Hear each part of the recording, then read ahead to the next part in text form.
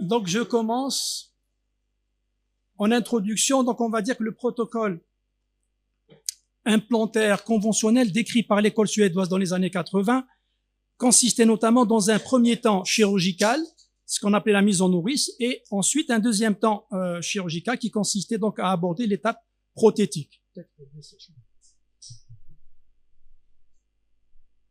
Ce protocole donc conventionnel a été bouleversé par l'exigence croissante des patients par rapport donc pour des soins, ils sont demandeurs de soins beaucoup plus confortables, beaucoup plus rapides et beaucoup plus esthétiques.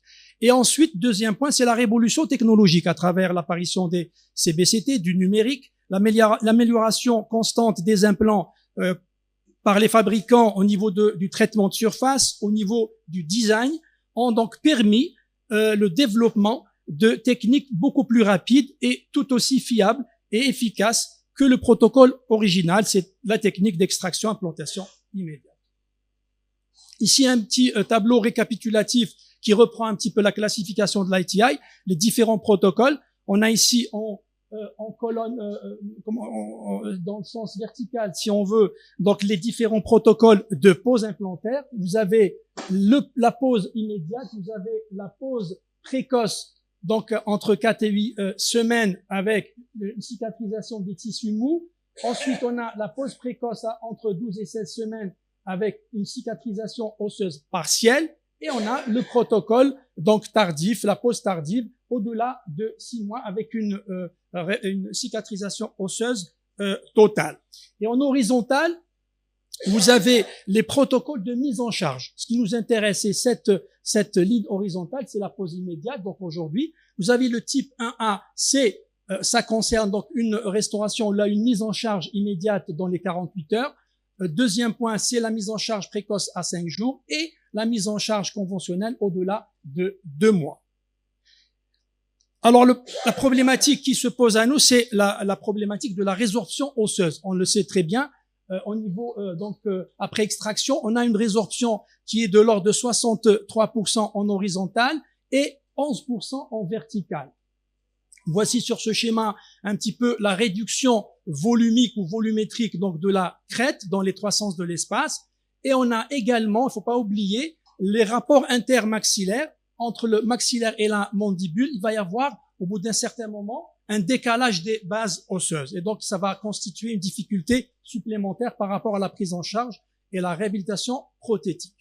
Toujours dans le chapitre problématique de la résorption et la résorption osseuse, vous avez en vertical une résorption beaucoup plus importante en centrale. On le voit, il y a une concavité ici par rapport à la région marginale. Et c'est lié à la présence des dents qui va maintenir un petit peu cette os ou ces septa osseux. Au niveau horizontal, elle est 2 fois plus importante en vestibulaire qu'en palatin. C'est visible ici au niveau de cette image clinique. Et au niveau postérieur, sur un autre cas, ici une coupe axiale d'une mandibule. Alors, ces transformations sont bien entendu majorées par certains éléments, certains facteurs, en particulier l'extraction, surtout si elle est traumatique. Donc, on va axer nos extractions quand on doit les faire. Bien sûr, il faut être conservateur, mais si l'extraction est nécessaire, il va falloir la faire de manière atraumatique pour minimiser donc cette résorption.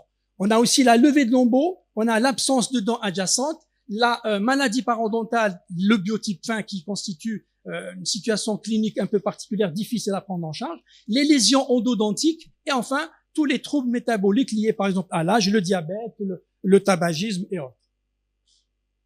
Donc comment éviter ou minimiser cette résorption? Eh bien, on va agir sur plusieurs leviers. On a le premier point, c'est ne pas faire d'extraction traumatisante, donc autant que possible. Pourquoi? Parce que cela va diminuer la vascularisation et supprimer le stimulus dentaire qui permet le maintien de l'os, comme on l'a vu tout à l'heure. Pas d'extraction sans comblement alvéolaire. Ici, un cas, donc, on a sur ces 2 images, donc la situation avant extraction, et ici, c'est la situation après extraction, mais avec un comblement. Donc, ça nous a permis de reconstituer toute cette hauteur, ce qui est compatible maintenant avec une réhabilitation prothétique implantaire. Ce qui n'aurait pas été possible s'il n'y a pas eu cette étape de comblement. Un autre point, il ne faut pas lever de lambeau ou le minimum. Là aussi, ça va entraver la vascularisation et donc ça va s'accentuer, la résorption va s'accentuer. Et enfin, bien sûr, utiliser ce protocole d'extraction, implantation immédiate. Donc, l'implantation immédiate agit contre ce phénomène, c'est pour ça qu'on l'a choisi, puisque l'extraction implantation immédiate va agir contre ce phénomène de deux manières. Vous avez le maintien de la stimulation osseuse, comme je l'ai dit tout à l'heure. On parle de mécanotransduction, c'est un phénomène de mécanotransduction, c'est-à-dire que l'implant placé immédiatement va transmettre une stimulation mécanique au niveau des rapports osseux avec l'os qui l'entoure, ce qui va entraîner, si vous voulez, stimuler les cellules, les ostéoblastes, qui vont maintenir le volume osseux, qui vont fabriquer de l'os. Deuxième point, c'est que l'implant va jouer un rôle de tuteur. Donc, il va permettre le maintien de l'os et favoriser l'ostéo-intégration. Alors, l'implantation immédiate est une procédure exigeante qui ne pardonne ni l'improvisation ni la mauvaise indication. On travaille tous sur des bases scientifiques. Donc, on connaît tous l'évidence base médecine. Donc, c'est lié, si vous voulez, à trois éléments. C'est le patient. Que veut le patient? Qu'est-ce qu'il souhaite? Ensuite, on a le praticien. Qu'est-ce qu'il peut faire? Quel est son niveau de technicité? Et qu'est-ce qu'il peut proposer malade? Et surtout, bien sûr, ce que la science nous a établi comme preuve par rapport au protocole, bien entendu. Voici quelques articles ici, si vous voulez, la conclusion. L'implantation immédiate est une technique faussement facile. L'alvéolyse est inévitable. Faut pas croire que l'extraction-implantation immédiate va maintenir un volume osseux très important. Il va y avoir quand même une résorption, mais l'extraction-implantation immédiate va minimiser, va réduire un tout petit peu cette résorption. La récession gingivale dans les techniques d'extraction-implantation immédiate est plus importante que dans les techniques d'extraction-implantation différée. C'est pour cela que l'on doit analyser la situation à travers donc une étude pré-implantaire. Donc, la planification implantaire est une étape préalable à la chirurgie de pose d'implant. Donc, elle découle de l'analyse de l'ensemble des informations collectées lors de l'examen clinique, bien entendu l'imagerie et le projet prothétique. Et donc, cette planification va nous permettre d'identifier les fameux facteurs de risque cliniquement et radiologiquement. Elle aboutit au choix de la technique chirurgicale et le choix, si vous voulez, du nombre, de la longueur, du diamètre et de la position 3D idéale de notre implant. Ici, un petit rappel sur les différentes classifications. Celle d'Eliane, elle est bien connue. Eliane nous dit qu'il peut ou on recommande l'extraction-implantation immédiate uniquement dans le type 1. Il y a eu une autre classification, un complément, si vous voulez, de Shaw et collaborateurs en 2015, qui a rajouté la classe donc type 2A à la possibilité, si vous voulez, de pratiquer une extraction-implantation immédiate. Donc, en définitive, selon ces auteurs, on a le type 1 et le type 2A qui sont des conditions favorables à l'extraction-implantation immédiate. Là, c'est une analyse préimplantaire au niveau, donc on doit relever ces fameux facteurs de risque. Par exemple, ici, un biotype gingival très festonné mince représente un risque élevé. Nous avons également ici le niveau osseux autour des dents supérieur à 7 mm par rapport au point de contact est une situation à risque. Également les défauts des tissus mous, bien entendu, et les défauts osseux au niveau vertical. Tout cela représente des facteurs de risque. Là aussi, c'est l'ITI qui nous a établi un petit peu un arbre décisionnel. Ici, on reprend pratiquement ce qu'on a vu tout à l'heure, c'est-à-dire les facteurs de risque. On doit faire une analyse pré-implantaire, donc au niveau de l'imagerie. Si on repère des facteurs de risque, on peut changer donc de protocole. Et puis deuxième niveau, au niveau en péropératoire. Si par exemple on fracture une table externe, eh bien on va changer de protocole en cours de route. On ne pourra pas finaliser le projet qui était de faire une extraction-implantation immédiate. L'influence du biotype. C'est une information qui est connue de tous. Le biotype épais donc constitue une situation favorable. Par contre, un biotype fin va nous imposer une greffe de conjonctif enfui. Ici, c'est une planche qui va parler un petit peu de l'évaluation des facteurs de risque au niveau radiologique, au niveau de l'imagerie. Bien sûr, les éléments anatomiques tels que le nerf alvéolaire inférieur avec nos implants, le sinus, les fosses nasales et surtout, au niveau d'une coupe coronale, comme on le voit ici, la possibilité d'une fenestration ici et la présence d'une infection ici apicale qui peut contre-indiquer la technique d'extraction-implantation immédiate. Une information aussi importante à souligner, c'est la particularité du rempart osseux vestibulaire au niveau du secteur antérieur. Les études ont montré, enfin l'article a montré, que dans plus de 90% des cas, au niveau incisif, central, latéral et canine, vous avez une épaisseur corticale inférieure à 1 mm, ce qui rend cette zone, donc anatomique, très difficile à prendre en charge. C'est une zone esthétique. Quels sont les avantages de l'extraction-implantation immédiate? Bien sûr, une seule intervention, c'est pas bien pratique.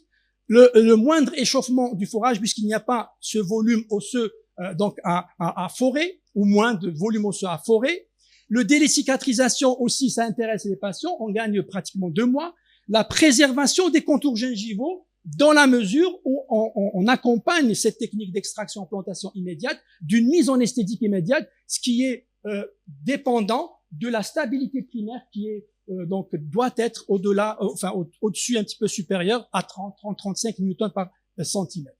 Et bien entendu, la résorption osseuse qui va être minimisée. C'est ça l'avantage de notre extraction-implantation immédiate.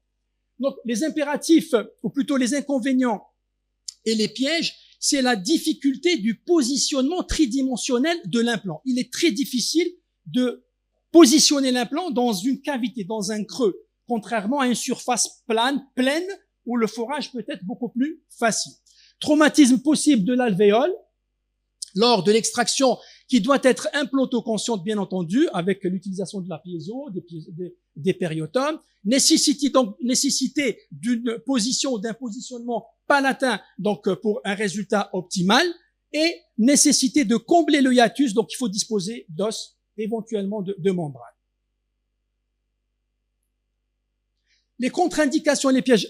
Encore, on va parler de perte osseuse interproximale sévère sans papille interdentaire, le parodonte fin, on en a déjà parlé, le manque d'adaptation de l'implant par rapport, en rapport avec l'anatomie de l'alvéole, un minimum de 3 parois résiduelles est nécessaire au succès de la technique extraction-implantation immédiate.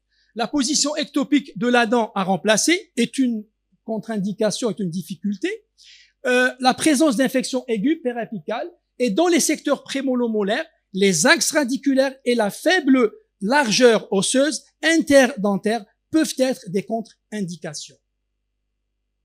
Le comportement osseux lors de la pose d'implant. Il est important de noter que dans un os trabéculaire, donc cet os va absorber la pression et donc va avoir une cicatrisation normale ou positive. Alors que au niveau d'un os cortical, un implant qui est posé au contact de la table vestibulaire va générer une ischémie et bien sûr de la résorption.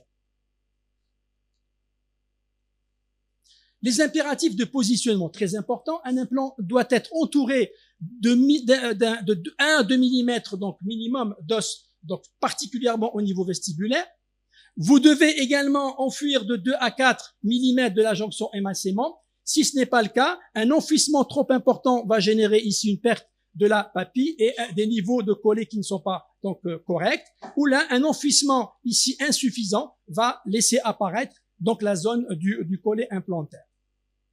Bien entendu, au niveau aussi de l'espacement entre dents et implant, on doit avoir 1,5 mm entre dents et implant, ou bien 3 mm entre 2 implants, ce qui va préserver les pics osseux. Sinon, on va avoir une résorption et bien entendu une perte des papilles. Toujours dans les impératifs de positionnement, l'axe implantaire, c'est quelque chose de très important, doit être en accord avec l'axe prothétique. Dans certaines situations, on peut donc ne pas respecter cette règle et à ce moment-là, on doit utiliser ces fameux tournevis à rattrapage d'axe pour permettre la sortie de la vis prothétique au niveau de la région singulaire. Ici, le positionnement palatin, on voit sur ces images un petit peu ce qui se passe. Ici, un défaut de positionnement a entraîné une récession gingivale. Et là, on a l'apparition, enfin, on voit par transparence le gris de notre implant. C'est un défaut de positionnement. Il faut aussi noter que la malposition de l'implant a été identifiée comme un facteur de risque de complications telles que la maladie donc périimplantaire, les périimplantiques et les déficiences de tissu mou. En fait, le positionnement 3D est un élément clé dans la réussite implantaire. Donc, la planification virtuelle ici numérique, donc l'apport du numérique dans notre sujet d'aujourd'hui. Donc, la planification virtuelle numérique préopératoire a pour objectif la réalisation de guides de forage donc ce guide de forage va favoriser une position ou un positionnement optimal. Et donc le 5e congrès consensuel de l'ITI à Boston, donc déjà depuis 2014, c'est un petit peu loin, ont établi, si vous voulez, sont ressortis avec des conclusions. Et une des conclusions majeures, c'était donc l'importance cruciale de la planification 3D et l'usage des guides chirurgicaux dans la pose implantaire dans les zones esthétiques, donc dans les zones antérieures plus particulièrement. Bien sûr, les guides chirurgicaux, on les connaît. Vous avez le guide de pointage qu'on a toujours utilisé depuis longtemps, le guide d'orientation qu'on utilise un petit peu, mais oui, donc voilà, le guide qui nous intéresse, c'est le guide de forage réalisé par CFAO, c'est-à-dire un guide réalisé 3D. Par impression, donc 3D. Et donc, vous avez un positionnement 3D qui est optimisé avec ces guides chirurgicaux, donc les guides que l'on voit donc ici sur cette image. Précision de la chirurgie guidée versus main levée. Il a été établi clairement dans de nombreux articles que la chirurgie à main levée pouvait générer des déviations angulaires de l'ordre de 8,07 degrés et une déviation linéaire de 1,2 mm. Ceci est lié bien sûr au travail un peu en aveugle. On travaille un petit peu en aveugle quand on n'a pas de guide. Par contre, la chirurgie guidée, le chronomètre il me fait stresser. Donc Jacques, je fais vite.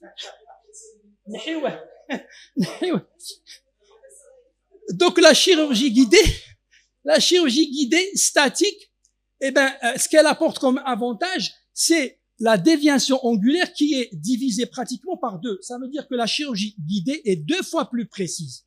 On va taper dans le mille 2 fois plus, mieux, donc avec la chirurgie guidée. Et au niveau de la déviation linéaire, vous pouvez diviser par 3. Donc on est 3 fois plus précis avec le guide donc de forage qui a été réalisé 3D. Quelques exemples. Donc ici, type d'Eliane 3. Eliane nous dit que le type 3 n'est pas compatible avec une extraction-implantation immédiate. Si c'est un cas quand même assez compliqué à gérer, donc on ne va pas le gérer avec une extraction-implantation immédiate. Extraction, ROG, bon, l'image n'est pas très très belle. Hein. On va donc rattraper un petit peu au niveau vertical, on va tirer un petit peu au niveau coronaire la gencive et on va obtenir ceci comme résultat. Ça n'est pas parfait, mais on a amélioré la situation initiale. Les parodontaux vont me dire un petit conjonctif ici peut-être pourrait améliorer peut-être la situation. Ici, un autre cas où on a une problématique, c'est la stabilité primaire. On pourra pas ici stabiliser au niveau apical. Vous savez bien, on a vu tout à l'heure la photo, on doit aller en apical pour accrocher donc au niveau apical. Là, si ce n'est pas le cas, on va gérer de la même manière que le cas précédent. On va venir nettoyer un petit peu l'hypoeux et puis on va venir greffer. On va faire du remplissage, comblement osseux. Ensuite, on va retrouver à 7 mois un volume osseux adéquat et là, on peut poser tranquillement et l'implant a été posé et le suivi donc à 2 ans nous donne un résultat bien sûr correct au niveau radiologique et au niveau clinique. Les cas cliniques maintenant, donc en technique d'extraction-implantation immédiate. Donc, on a d'abord un protocole pour une extraction de la 22, ici sans lambeaux, c'est l'idéal, quand cela peut être fait, bien entendu, pour les raisons qu'on a vues tout à l'heure au niveau vasculaire, au niveau résorption et autres. Donc, on va faire notre simulation, notre étude au niveau de l'imagerie 3D. On va vérifier au niveau des coupes coronales la faisabilité de l'intervention. On va voir un petit peu l'épaisseur osseuse, la présence ou non de récession, de défects osseux ou d'infection ou autre. Une fois qu'on a validé cela, eh bien, on va programmer notre cas. Le protocole, c'est pas d'incision, pas de lombo ici, de préférence. On va faire une extraction atraumatique, comme on l'a signalé, toujours en utilisant des moyens qui existent maintenant, les périotomes. Là, pourquoi pas la piézo, même si c'est vrai que le coût nous rebute un petit peu. Pourquoi pas la piézo? Ou alors, comme traditionnellement, la section de la dent, on peut éviter donc de léser donc les tissus durs et les tissus mous. Ensuite, on va venir positionner l'implant comme il a été donc signalé, une position 3D idéale, plutôt en palatoposition. L'axe est vérifié, c'est correct. Ensuite, on va renforcer un petit peu la partie vestibulaire, comme on l'a dit tout à l'heure. Le hiatus doit être comblé. Et en suture, et puis tout dépend du praticien avec qui je travaille. Soit certains utilisent donc des solutions de temporisation immédiate ou autres. Donc ça dépend des praticiens avec qui je travaille. Ici, le résultat donc du même cas, bien entendu, avec un contrôle à 3 mois, le résultat est très correct. Donc ici, un autre cas. Par contre, ici, on a levé un lambeau. Pourquoi? Parce que l'étude préimplantaire, au niveau de la 3D, au niveau de l'imagerie, nous a montré que c'était plutôt une classe 2A de Chou et collaborateurs. Et donc, on a besoin de greffer. Ce qu'on va faire, on va extraire toujours de manière la moins traumatisante possible. On pose notre implant et on a ici quelques spires qui apparaissent. On est dans la 2A, entre 5 et 6 mm, peut-être à peu près. On va venir faire du remplissage, faire de la ROG. On va colmater ce vide-là, remplir ce vide. On va mettre une membrane et on va suturer tranquillement. Et j'oriente mon malade chez son médecin traitant pour la partie temporisation et la partie prothèse. Ici, un pas de plus, si vous voulez, vers la prise en charge correcte, parfaite, c'est la réalisation de la couronne provisoire immédiate. Donc, dans les 48 heures, le patient repart avec sa couronne. Ici, c'est un contrôle à une dizaine de jours. Pour l'ablation de fil, ça, on n'a pas encore retiré le fil. Un mot sur donc les prostos seront d'accord avec moi. Donc, l'anatomie à donner à la prothèse provisoire doit respecter donc ce léger sous-contour. Donc, l'extraction, implantation immédiate dans les sites molaires est aussi faisable. Par contre, il va falloir relever tous ces facteurs de risque, si vous voulez. Ici, on a donc 0 facteur de risque. C'est une situation qui est favorable. Et donc, on peut poser tranquillement sans problème. Par contre, ici, on a justement tous ces facteurs de risque qui sont présents. Et donc, on ne pourra pas positionner notre implant dans cette situation. La classification clinique donc des alvéoles d'extraction molaire, vous avez le type A, ici. Vous avez donc où la possibilité de stabiliser l'implant existe. Vous avez le type 2 où la possibilité de stabiliser l'implant existe, mais ça reste un petit peu aléatoire. Et vous avez le type 3 où on doit mettre un implant très gros pour occuper le volume. Et qui dit implant très gros, dit il va déborder sur le vestibule, partie vestibulaire et partie linguale. Donc c'est pas très compatible. Voilà un cas donc d'extraction implantation immédiate sur la 16. La planification montre que c'est tout à fait possible. On a les volumes qu'il faut. Donc on a planifié. On extrait de manière la moins traumatisante possible. On pose notre implant tranquillement. Voilà le contrôle. Et voici la pose de la couronne donc définitive. Ici le contrôle à quelques mois. Ensuite, vous avez maintenant l'utilisation, puisque on est donc à l'ère du numérique, comme on l'a dit tout à l'heure. Et actuellement, on utilise de plus en plus les guides chirurgicaux. Et moi, je pense que particulièrement au niveau des techniques d'extraction implantation immédiate, les guides chirurgicaux sont vraiment très indiqués d'une grande aide pour pouvoir positionner dans la position idéale au niveau 3D. Donc, la planification, réalisation du guide, on extrait tranquillement. Ici, en plus, on met une vis de Sika anatomique qui est censée améliorer le rendu, donc le profil d'émergence. Et là, je vous ai mis une coupe donc coronale de l'implant posé juste après la pose pour vérifier le positionnement 3D. Il est exactement comme il a été planifié. C'est montré ici la précision du guide chirurgical ou là de la pose avec guide chirurgical. Enfin, on arrive à la conclusion. Donc, les déterminants de l'ostéo-intégration, donc du succès implantaire, sont liés à la sélection rigoureuse des cas au niveau de l'état général et en particulier de l'état local, bien entendu. La maîtrise du protocole d'extraction-implantation immédiate, il faut quand même avoir un minimum de compétences chirurgicales pour la mise en place de l'implant selon les règles établies, c'est-à-dire le positionnement 3D. Ensuite, la complication la plus commune est l'apparition de récessions vestibulaires très préjudiciables sur le plan esthétique. Donc, c'est quelque chose d'assez compliqué à gérer. Donc, il ne faut pas poser la mauvaise indication. Bien qu'il existe pas de consensus scientifique concernant ce protocole, le clinicien devra s'assurer d'avoir un biotype épais, une corticale vestibulaire préservée et épaisse, un positionnement palatin et une stabilité primaire suffisante. Et je vous remercie si j'ai dépassé, pardon.